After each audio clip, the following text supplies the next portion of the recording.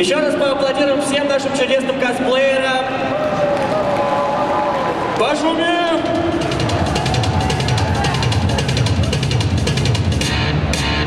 А сейчас на сцену выйдет сам Патрик МакХэйл, создатель мультсериала «По ту сторону изгороди». Поприветствуем его, ребятки!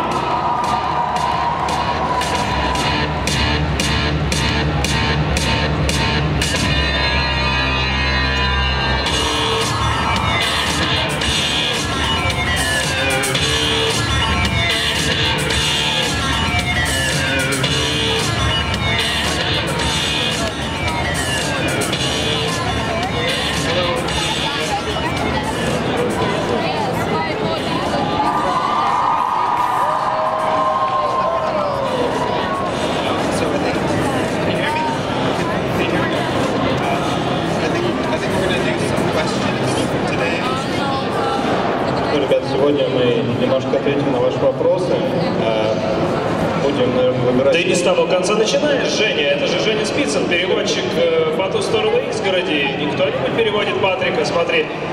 И я что-то слышал, что вы как-то тихо Патрика приветствовали. Это Патрик МакХэйл. Он приемлет тебя в That's for you, Patrick. Yes, totally for you.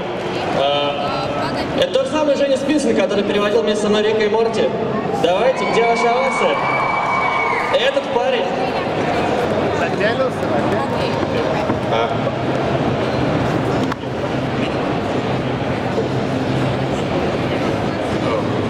Keep it close. Okay. Maybe I'll do that. Okay. Does anyone have any questions? Yeah.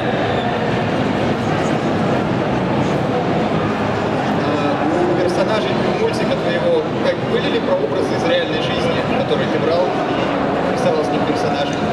Там, например, вот дровосек или дерево, которое в конце было. А? Ну, не только про зверей, про всех персонажей. Были ли у них какие-то прообразы жизни?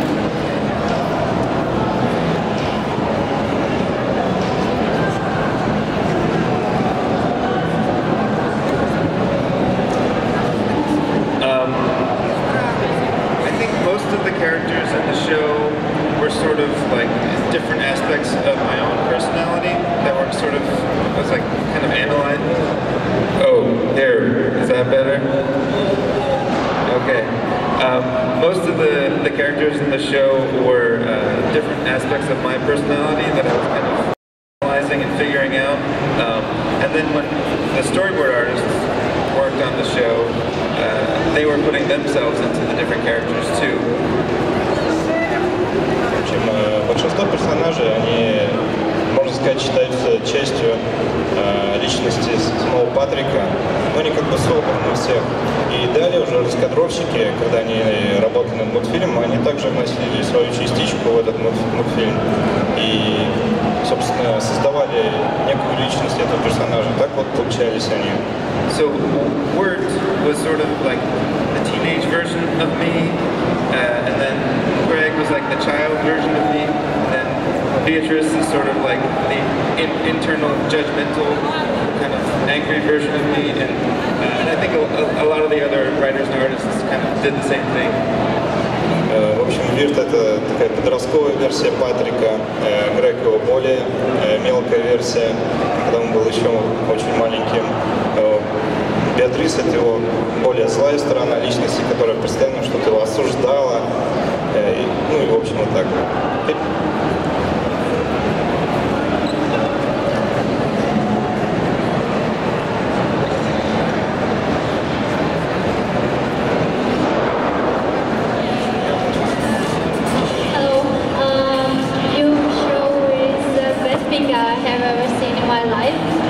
Forgive me, other creators. And my question is, if Sarah and Bert were a couple after all, and how did the traveling in the unknown help Bert to overcome his conscience? And the last question: how could cut her own wings because she has no hands and thank you.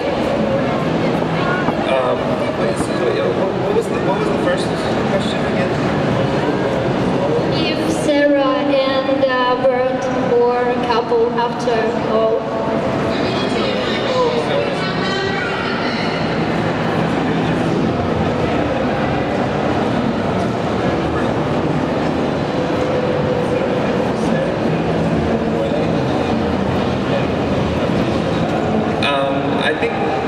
I think so. I don't know if it ended up being fully a romance or not, but I think they definitely realized that he could start a friendship and he didn't have to be like anxious and totally nervous around her all the time. В общем, был вопрос, что Сара и Вирт, они после окончания сериала, ну, вообще, какие у них были отношения после этого. И Патрик думает, что, ну да, возможно, они уже перестали так нервничать друг с другом, и у них более крепкая дружба образовалась. Так, второй вопрос у тебя был, да, кажется? Какой-то был...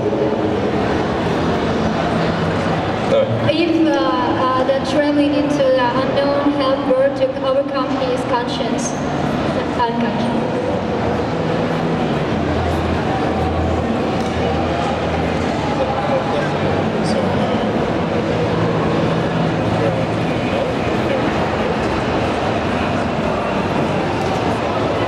Yes. And then the third question was about Beatrice.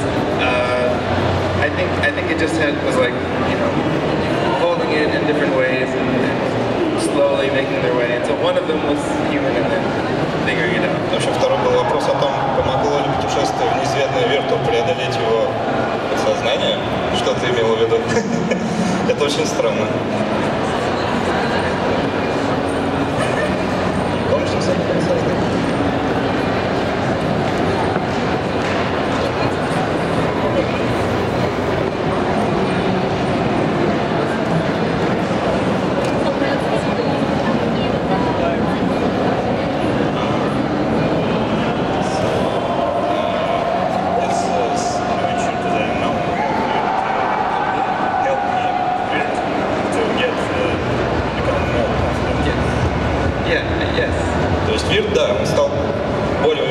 После путешествия в неизведанное, а Беатрис смогла двигать себе Грея таким каким-то образом непонятным.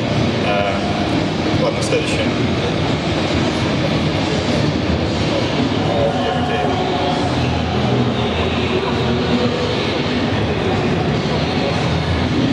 Так зародилась идея создать этот мультсериал.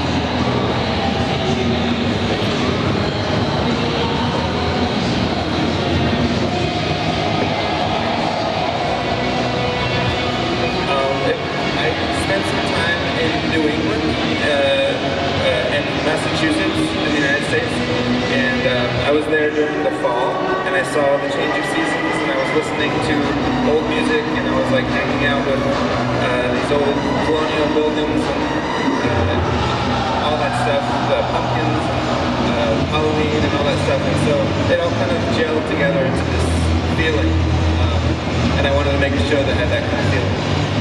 В общем, пока Патрик жил в Массачусетсе, он вдохновлялся различной музыкой, различными сменами времен года, и таким образом он получал определенное настроение, которое в итоге помогло ему создать мультсериал.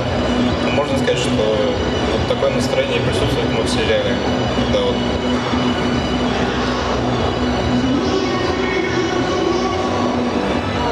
В сериале очень много музыки, которая важна для сериала. У меня такой вопрос, есть ли у Патрика музыкальное образование? То есть он сам это все?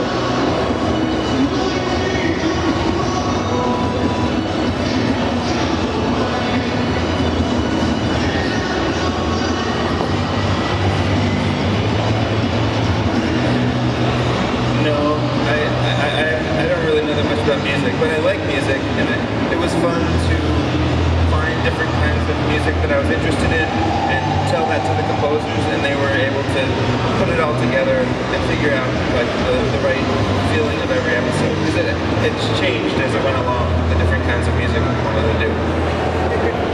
У Патрика нет музыкального образования, но он говорил своей команде, общим людям, которые и сделали всю музыку,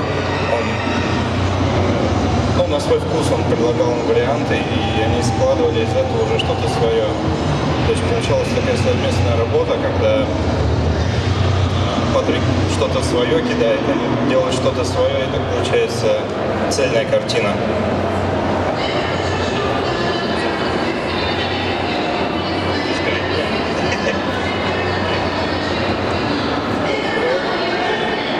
Сколько вы персонажей создали, над кем было сложнее всего работать? Сколько вы персонажей сделали и над кем сложнее всего было работать? Прорабатывать.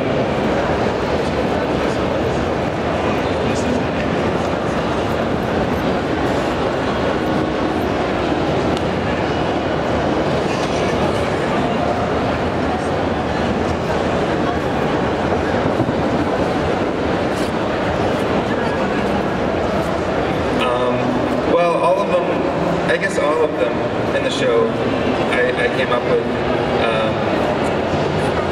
except well, maybe I'll say Jason Funderburker was, the name was someone that my friend Amalia, who's a writer in the show, she went to school with the Jason Funderburker, and so we took that name and put it into the show because it just felt like a high school name, someone who's in high school. В общем, для шоу Патрик создал практически всех персонажей, кроме Джейсона Фандербергера, который помог ему выбрать один из сценаристов. Сценарист ходил в школу с человеком по имени Джейсон Фандербергер, и Патрик подумал, что да, это имя очень подошло бы для такого школьника, и они выбрали его, собственно говоря.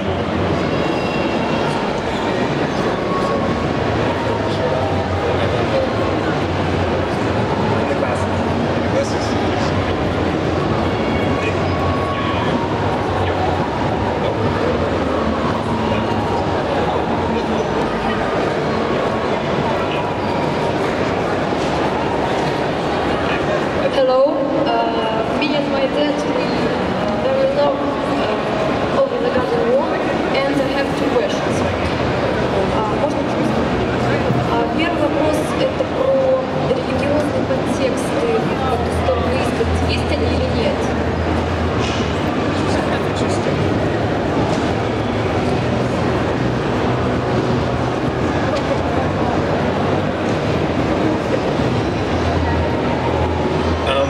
There's a lot of American folklore and folktales that have a lot of religious symbolism and things because people were religious, and when they were picking up those stories, they ended up having religious undertones.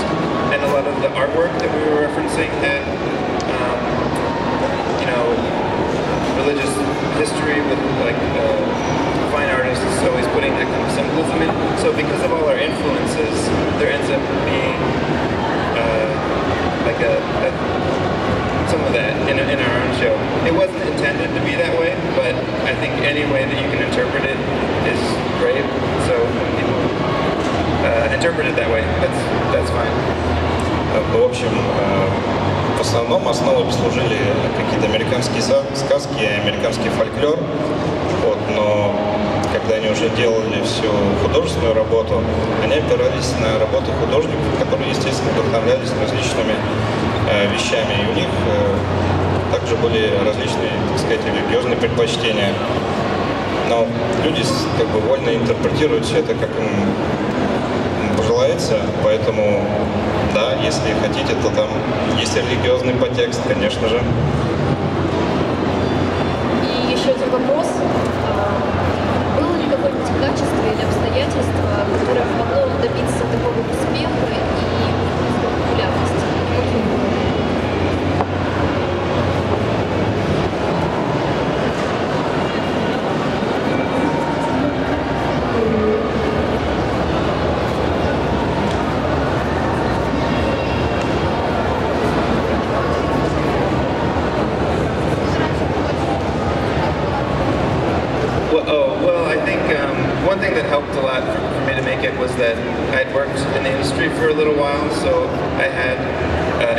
experience working on other shows and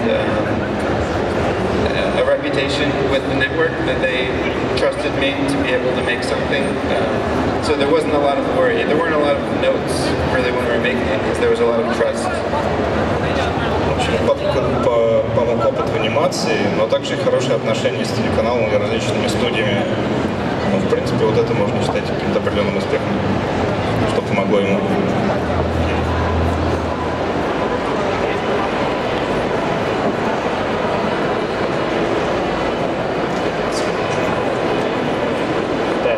Здравствуйте. Ну, когда вопрос на части предыдущий, вот многие замечали в «Сторону изгороди» отсылки к божественной комедии Данте, например, ну, Беатрис. Тогда можете ли комментировать конкретно эту отсылку или, возможно, отсылку к каким-то еще другим произведениям, таким вот классическим, ну, то есть, более точно сформулировать?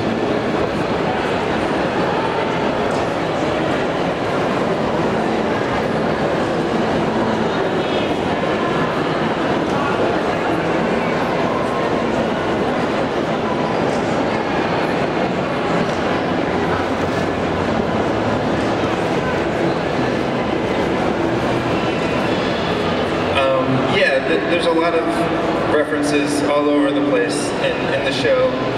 References to old cartoons and references to literature and things.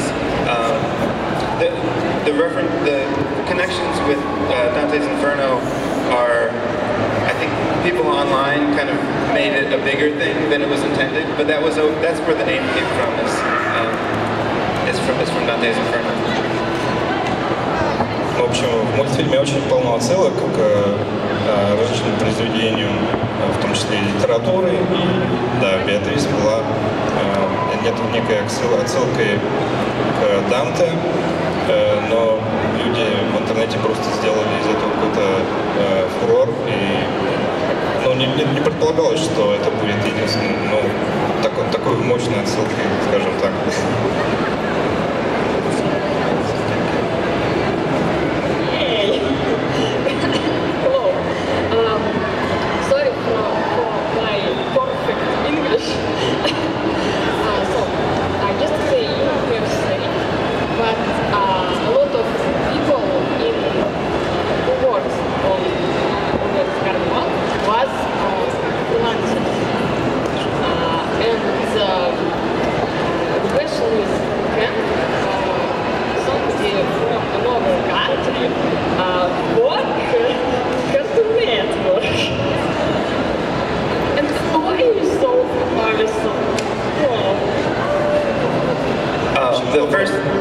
Ну, вопрос в том, может ли кто-то из другой страны работать в Cartoon Network.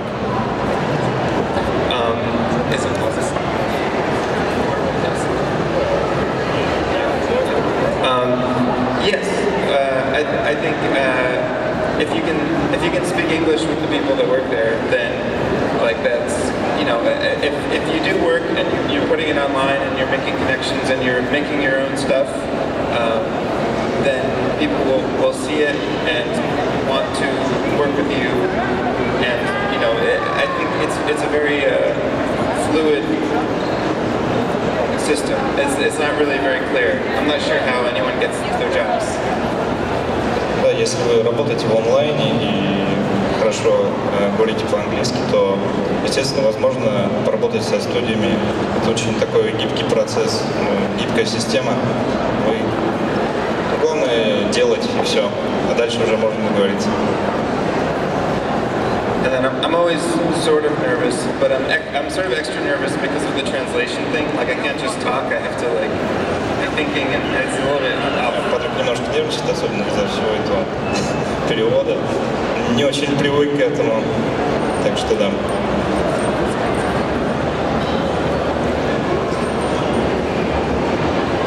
У меня вопрос. Почему вы выбрали для головного убора Грега именно чайника, например, не кастрюлю?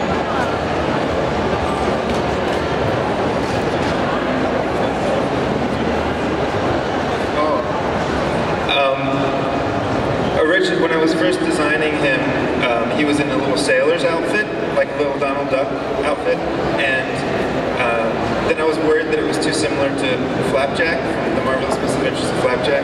And so I was trying lots of different designs, and I thought maybe I could do a Johnny Appleseed costume. Johnny Appleseed is an American folktale character who has a pot on his head.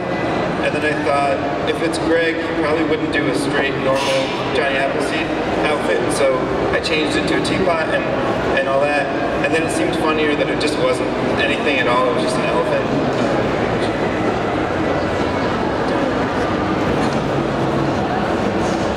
В общем, когда Патрик создавал дизайн для Грега, он сделал его похожим, ну, его костюм был похож больше на костюм Дональда Дака. Далее, как бы уже он становился похож на Флэпджека. Вот. И далее просто Патрик решил, что неплохо бы использовать персонажа Джонни Эпплсида из американских сказок. У него он на голове носил кастрюлю, вот. Но он ее заменил на чайник. Так родился Грег.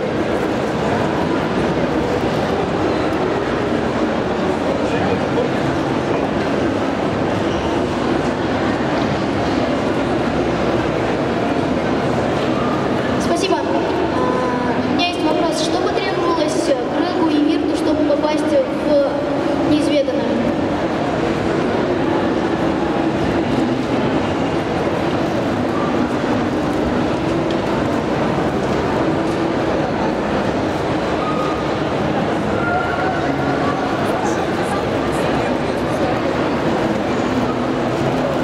That's a really hard question to answer. It's sort of left up to you to decide. It's sort of a mystery. Some people think that it's like inside of their head, like they went unconscious and then it was all inside of their head. Some people think it's like a real place that they traveled to because they were in that lake. Some people think all sorts of things. So it's really up to you. В общем, свободная интерпретация. Некоторые люди думали, что у них это все происходит в голове, некоторые считают, что это реальное место, куда реально можно попасть, но люди вольны сами выбирать, как они туда попали, что им помогло.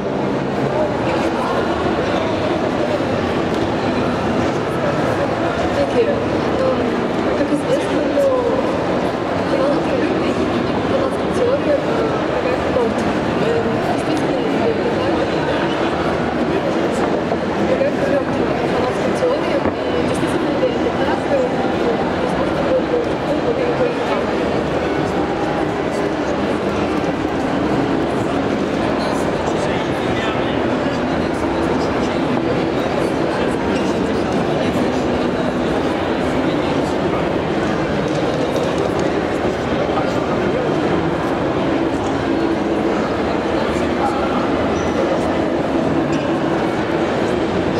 I guess what I'll say is that Wirt and Greg end up together, and so whatever way that you interpret it, they didn't get separated, and so I think that's the important thing. В общем, интерпретация все равно свободная, но главное, что они попали туда вместе, и то, что они не были разделены, они были там вместе.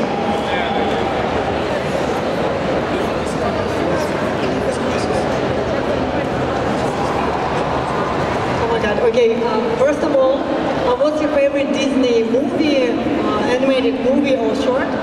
And second, have you seen any Russian cartoons?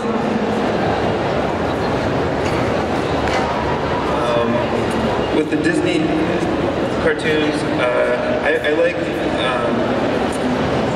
the Old Mill short, and then I like Snow White,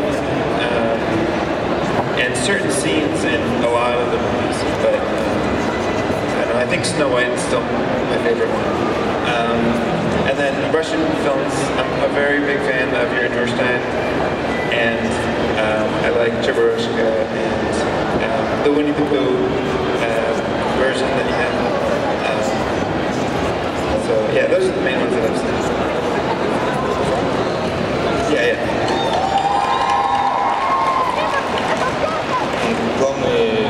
диснеевский мультфильм для Патрика это «Снежная королева», а из русских...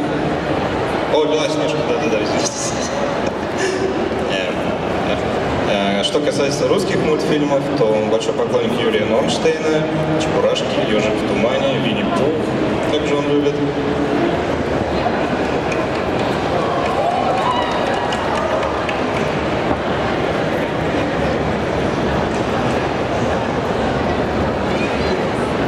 Здравствуйте. Я хотела спросить два вопроса. Первый, будут ли у вас какие-то совместные проекты с Алексом Хиршем?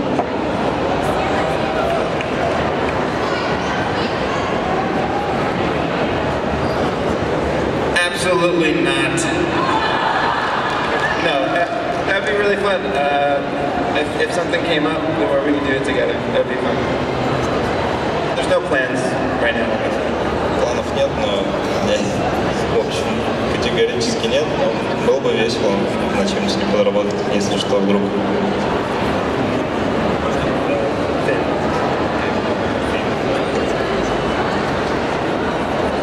What do you say something in Russian? Say something in Russian. I can't. I practiced, and we were in the room, and I was practicing, and I couldn't do it. So, what's it? Oh, I can't.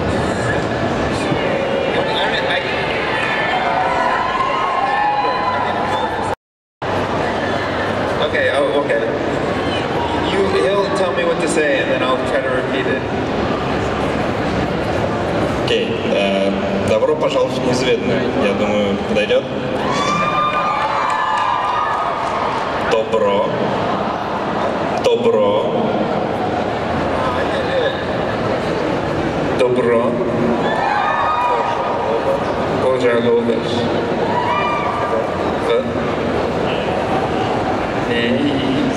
Све. Данное.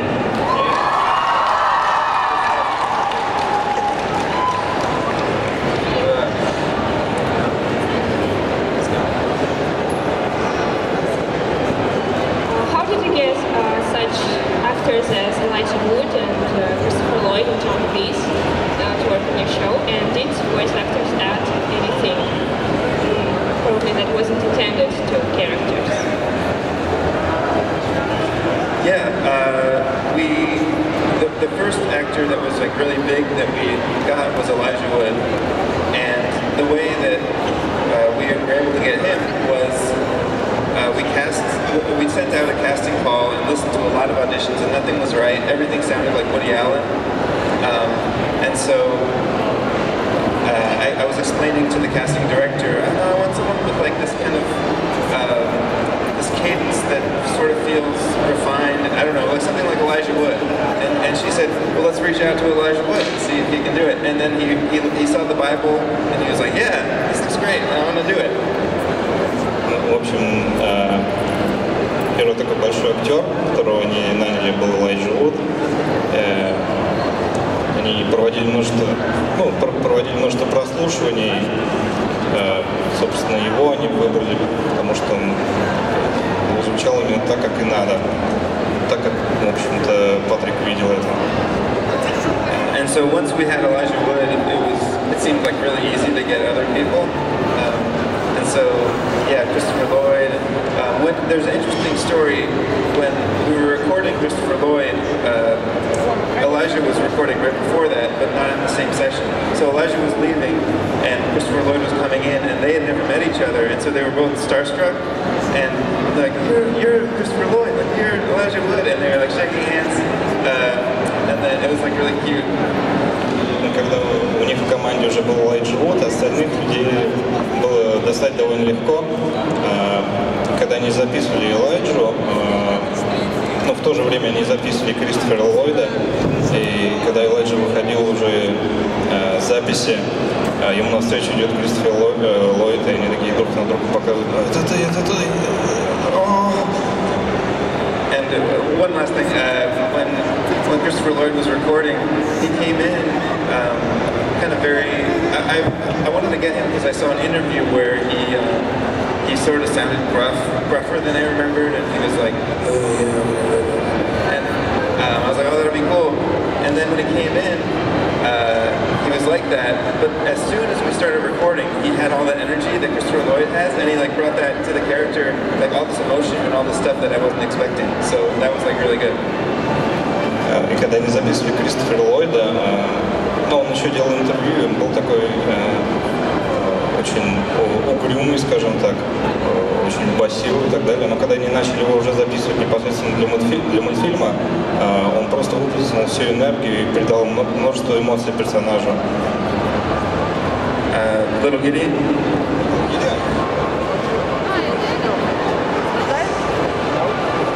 Будут ли у вас еще новые мультфильмы и вообще проекты?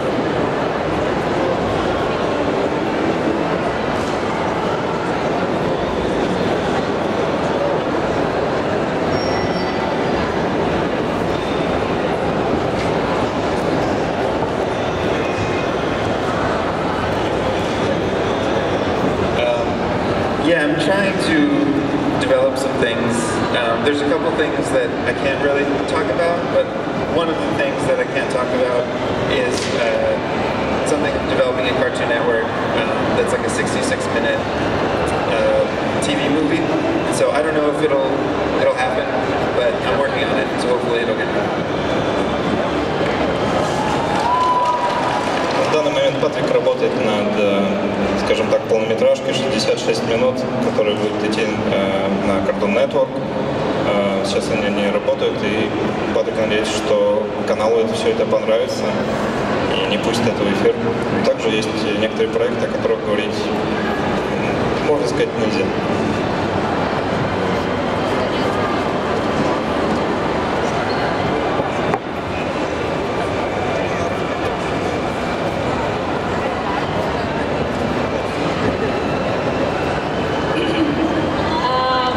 Связаны ли как-нибудь мультсериалы Кларенса и Оуэна Гарднера?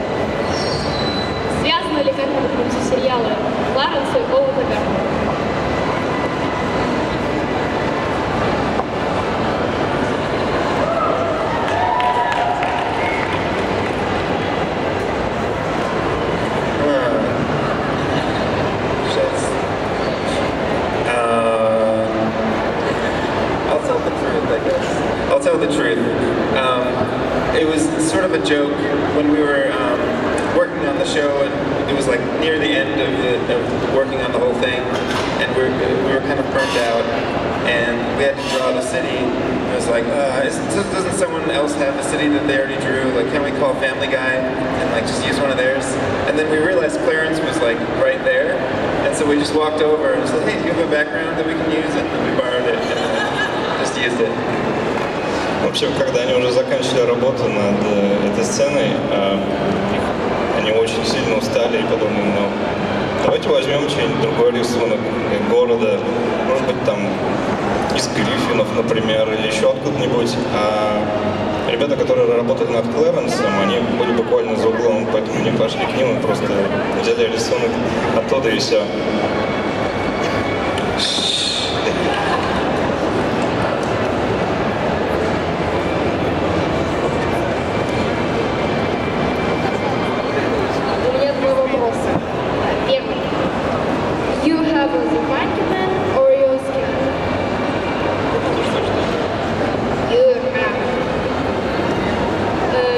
Ты половина того тыквенного скелета или ты просто скелет?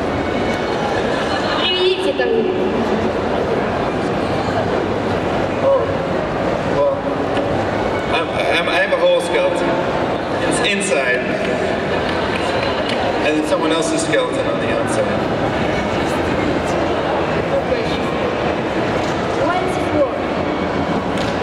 Why it's a frog?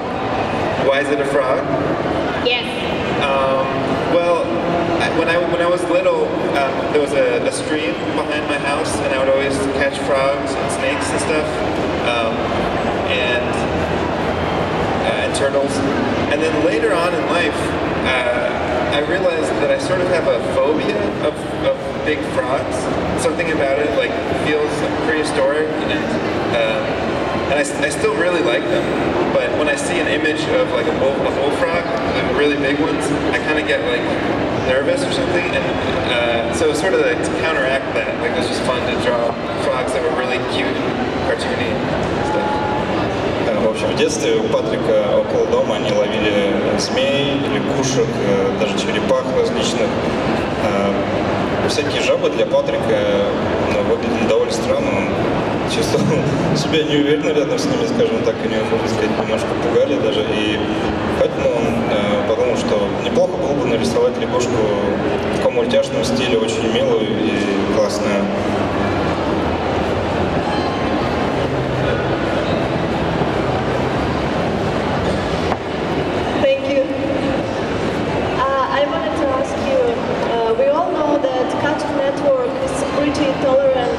To censorship, so more tolerant than other channels. But still, have you had some ideas that were turned down by Cartoon Network because they earn too much? The only thing on Over the Garden Wall that was a problem was the episode with Lorna and Answer Whispers, and but still, they were really okay with most things. Usually it's little things like when Wirt and Greg jump out of the window, they said it couldn't be glass that broke because kids could copy that. But that was better anyway. It was better to make it wood anyway because that was more historically accurate, so that was fine. Вопрос был в том, что были какие-нибудь идеи, которые Cartoon Network не пропустил. В основном они все разрешали, но однако в сцене, когда Вирт и Грег прыгали в окно, там как бы могло быть, там разбивалось стекло, и они могли пораниться, поэтому канал мог подумать, что это как бы не очень хорошая вещь, и дети могут это повторить. Но в основном они все разрешали, конечно, потому что это было необходимо для истории. But the only thing that was a little disappointing that we got a note on was Lorna's teeth were originally really sharp, and we had to like cut them and make them flat, which actually ended up being kind of scarier, I think, because it's like, why are they that way? But that was the only note that we had to really do. Да, мне пришлось немножко обрезать нос Вирта, сделать его плоским снизу, потому что изначально он был более острый. Ну, почему так оно... О, зубы!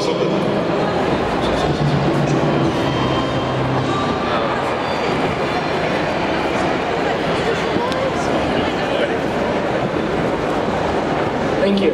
So I want to ask whether Over the Garden Wall, you planned it as a whole thing, as a complete story, because it seems like a set of sketches, mostly inspired of different things.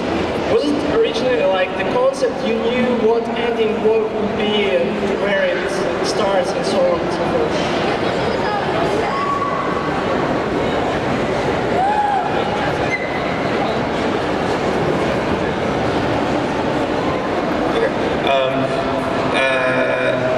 What was the question again? It was. There's a lot of different versions of it, and so one of the versions was like a 3-season big arc with like as a full series, and then another version was like an 18-episode arc. That was kind of like the best version, but then we had to cut it down to 10, and so then I had to kind of double up some episodes. So episode 6 is really 2 episodes squished together: the frog episode and the anti-whispers episode, and things like that. But overall, it was always supposed to be one story. Если честно, я все прослушал, пока с Виталием говорили, но... Да? Ладно, раз вы поняли, то хорошо. Виталий, все? У нас заканчивается время потихонечку. Давайте у нас будет последние два вопроса. Патрик сам выберет, кому ответить. We need to finish soon, so please choose yourself 2 last questions. It's very difficult. Yes.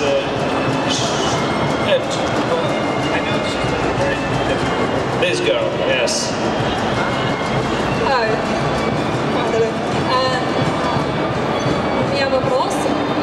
чем является, ну, что олицетворяет собой зверь в фильме, и чем олицетворяется зверь в фильме, и почему он так стремился овладеть фонарем, хотя так старался избегать света.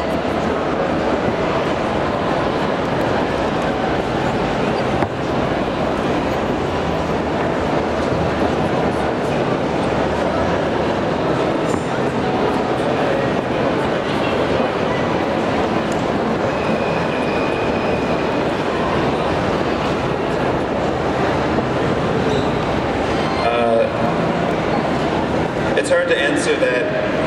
There's a lot of mystery around him.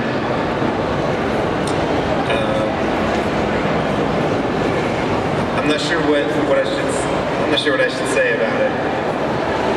Патрик не уверен, стоит ему отвечать на этот вопрос, потому что это все окутано тайной на самом деле. I think the Beast is a lot of things. It's hard to talk about the Beast because he's so symbolic and kind of vague on purpose. So a lot of it is different symbols for different characters. But for the Woodsman, it's like holding on to a false hope or something. В общем, зверь — это такой персонаж, он, можно сказать, соткан из нескольких персонажей, и в нем много характеристик от многих вещей. Он специально так сделан, чтобы люди его интерпретировали как, собственно, им подскажет их мозги, скажем так. Но для лесника он являлся чем-то вроде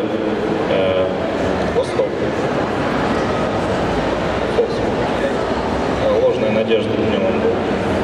So he has a light, but it's not a real. It's not going to lead you out. It's going to bring you further into darkness. То есть это у него был свет, который не будет выводить вас откуда-то, а наоборот заведет вас в проблемы. The last one, yes. Who? Please, do this exactly. Huh? Who?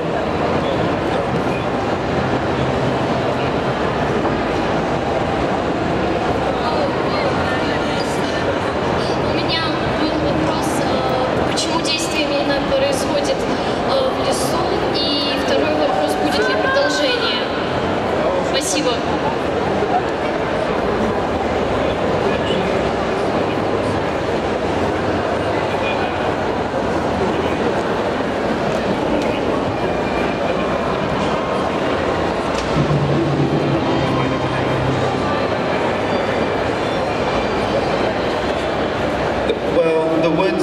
Sort of a symbolic place in a lot of folklore. So it's like if you getting lost.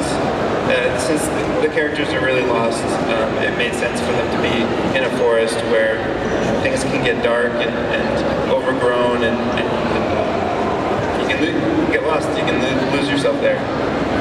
Лес — это очень символичное место практически для любого народа. Собственно, там люди теряются, там все заросшее и очень таинственное. And there's no plans to tell any more stories during that series arc, but with the comics that are coming out, there's going to be more stories about Greg and his dreams, and about Anna, the woodsman's daughter, during the time when the woodsman is searching for her.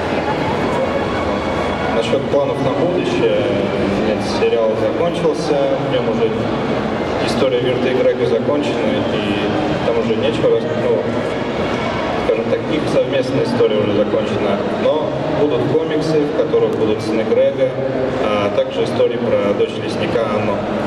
Я хочу также отметить еще, Жан,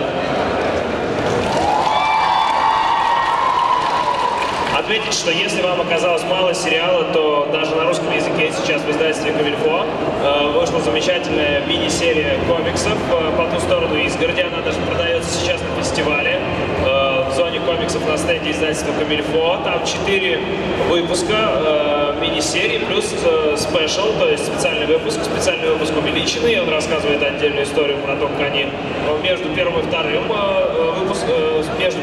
эпизодом, между третьей и четвертой серией там еще один первый выпуск, потом и четвертый выпуск. Второй выпуск рассказывает историю коня Фреда, того самого, да, все его любят. И третий выпуск тоже между сериями. И четвертый рассказывает о историю лесника. I'm describing the comic book series published by Камильфо, as you can see. И поэтому, если вам показалось мало сериала, вы можете купить комикс. К тому же его переводил тоже Женя Спицын, поэтому он будет для вас не хуже мультфильма к восприятию. А сейчас...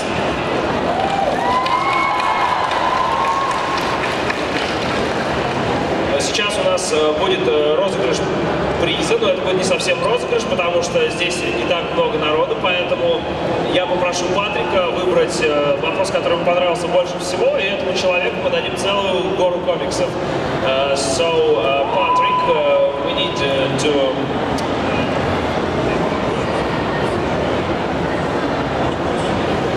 Which question is the best for you? No, not best. Which question did you like? Which one? I don't remember any questions. Can I just point? Yes, okay, go yes. I don't know what I'm pointing at. Open your eyes and choose. Okay. Cool. Yeah, there it is. I don't know. Пожалуйста. Хорошо, выходите сюда, ладно, раз уж так вышло.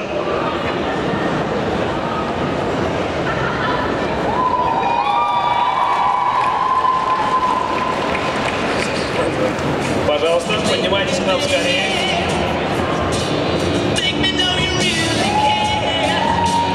Как вас зовут? Кристина. Пожалуйста, это вам.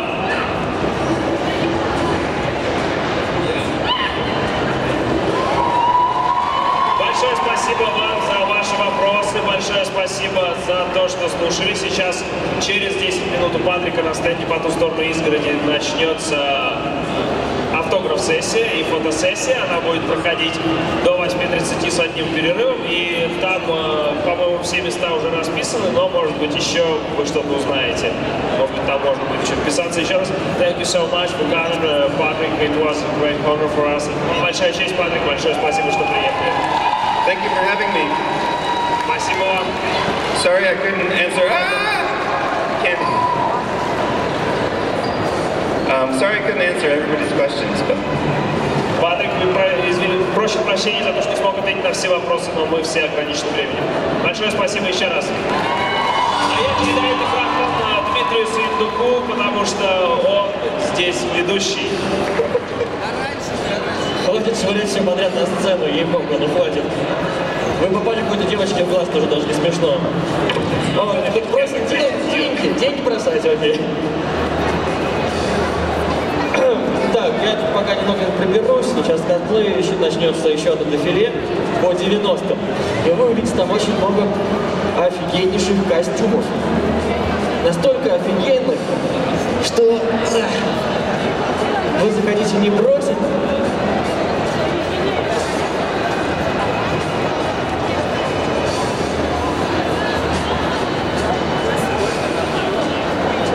В общем, будет настолько классный косплей, что вы захотите сами броситься на сцену, а не просто что-то там бросить.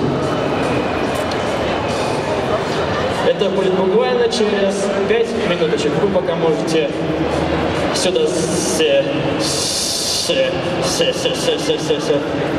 Ладно, что там у тебя? Давай еще сзади.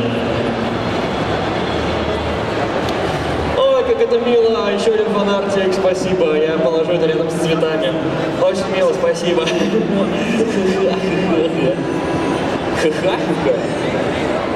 Увидимся позже.